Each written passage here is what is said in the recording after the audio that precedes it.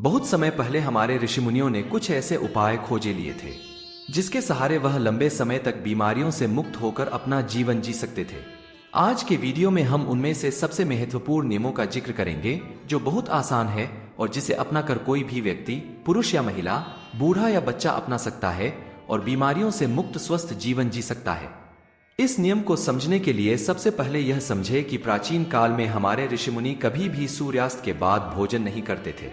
चरक संहिता में इसका कारण बताते हुए कहा गया है कि मानव शरीर में जठराग्नि होती है जो पाचन क्रिया को नियंत्रित करती है, जिसे कुछ लोग पाचक अग्नि के नाम से भी जानते हैं। और यह जठराग्नि यानी पाचक अग्नि सूर्य के संपर्क में आने पर अच्छे से काम कर सकती है। और जब कोई व्यक्ति सूर्य डूबने के बाद भोजन करता है तो रात के समय उसकी पाचक अग्नि सक्रिय नहीं होती है, जिसके कारण धीरे धीरे पाचन क्रिया में बाधा उत्पन्न होने लगती है और इसके कारण समय के साथ शरीर में बीमारियां उत्पन्न होने लगती हैं। यहीं से सभी रोगों की जड़ का जन्म होता है। अगर इस जड़ को यहीं खत्म कर दिया जाए तो शरीर जीवन भर रोगों से मुक्त रह सकता है। अब समझने वाली बात यह है कि जब हमारी जठराग्नि यानी पाचन अग्नि ठीक से काम नहीं करती है तो हमारी प्राण शक्ति को काम करना पड़ता है और हमारी प्राण शक्ति एक समय में एक ही काम अच्छे तरीके से कर पाती है। जब हमारी महत्वपूर्ण ऊर्जा पाचन में शामिल होती है तो हम गहरी नींद नहीं ले पाते हैं और इसी कारण से कुछ लोग 7-7, 9-9 घंटे की नींद लेने के बाद भी सुबह थका हुआ महसूस करते हैं। इसका कारण यही है, प्राण शक्ति की ऊर्जा जो रात के समय हमारे शरीर को अंदर से ठीक करती है, उसकी मरम्मत करती है। फिर यही ऊर्जा रात के समय जब मनुष्य सोता है तो उसके शरीर के रोगों को ठीक करने में अपना समय व्यतीत करेगी और धीरे धीरे इससे आपका शरीर अपने आप ही अपने रोग ठीक कर लेगा। लेकिन इसके लिए आपको अपना रात का खाना सूरज डूबने से पहले करना होगा ताकि सूरज के संपर्क में रहने वाली आपकी पाचन अग्नि बेहतर तरीके से काम करे। यह आपके भोजन को जल्दी पचाने में मदद करेगा। मान लीजिए कि आप शाम को 4 से 5 बजे के बीच खाना खाते हैं, इसके बाद आप 11 से 12 बजे के आसपास सो जाते हैं, तो इन 5 से 6 घंटों में आपका ज्यादातर खाना पच जाता है और बाकी का भोजन रात्रि के 2 बजे तक पूरी तरह से पच जाता है।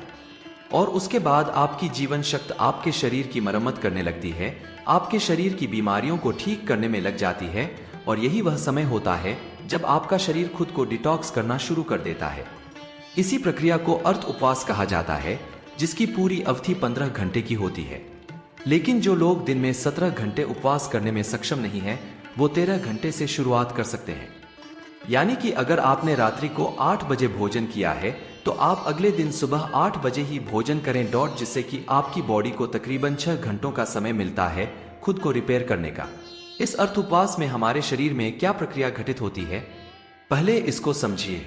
जब हम अर्थ उपवास करते हैं तो हमारे शरीर को पूरी तरह से भोजन नहीं मिलता, इसीलिए शरीर अपनी जरूरतों को पूरा करने के लिए अपनी कोशिकाओं में जो बैक्टीरिया होते हैं उनको ही खाना शुरू कर देता है और इसी वजह से हमारी कोशिकाओं का अपने आप शुद्धिकरण होने लगता है।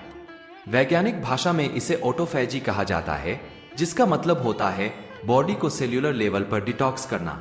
सिर्फ 20 दिन के लिए जो मनुष्य इस प्रक्रिया को अपना लेता है उसकी त्वचा में निखार आने लगता है, उसके बाल गिरने कम हो जाते हैं, सुबह अच्छी ताजगी होती है, रात को नींद गहरी आती है और मानसिक तनाव बिल्कुल मिट जाता है। कुछ लोगों को लगता है कि अर्थ उपवास करने से उनका शरीर कमजोर हो जाएगा, लेकिन अर्थ उपवास करने से शरीर का फैट कम होता है, मसल्स लॉस नहीं होता और मसल्स लॉस नहीं होता, इसीलिए शरीर की क्षमता अपने आप बनी रहती है। अब तक आप ये समझ चुके हैं कि आपकी प्राण शक्ति आपकी बीमारियों को दूर करने के लिए किस प्रकार कार्य करती है, किस समय आपको भोजन करना चाहिए ताकि आपकी प्राण शक्ति पूरी ऊर्जा के साथ काम कर सके।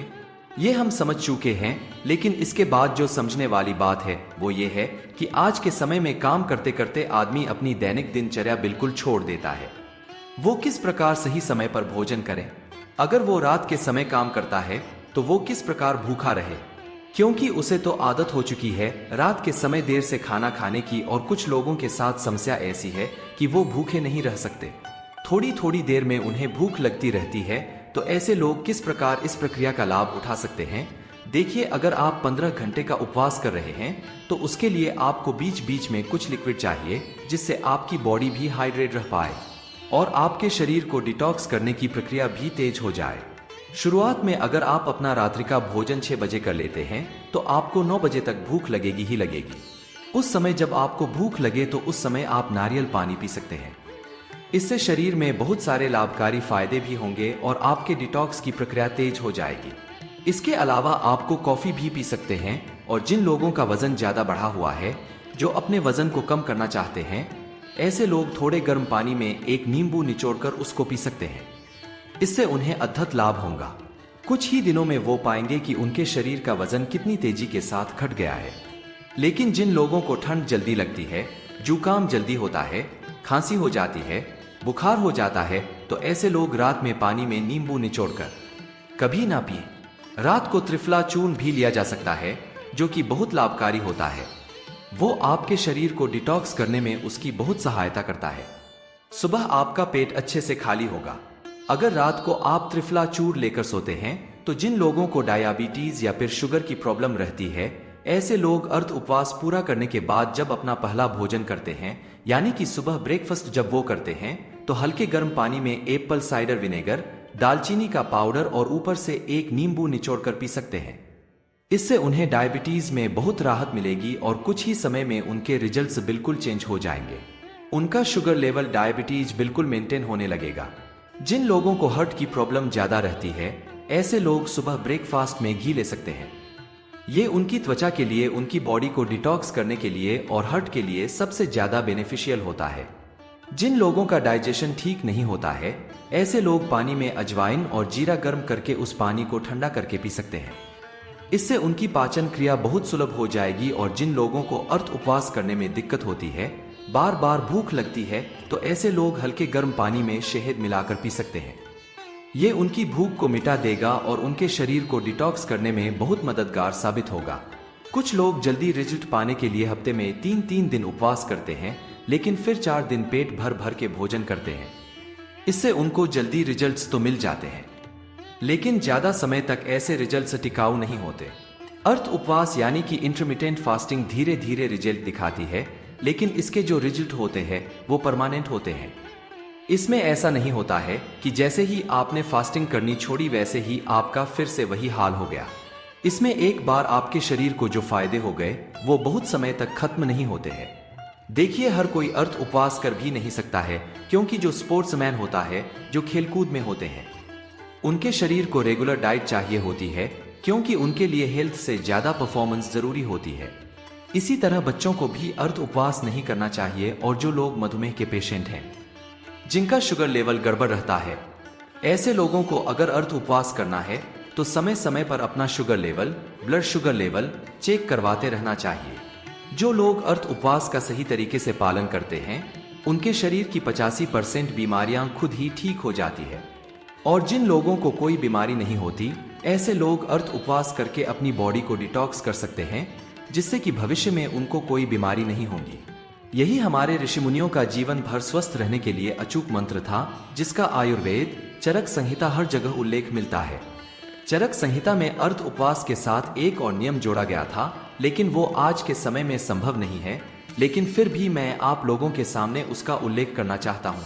शायद कुछ लोग उसका पालन कर पाए, और अगर आप पालन कर पाते हैं या नहीं भी कर पाते हैं।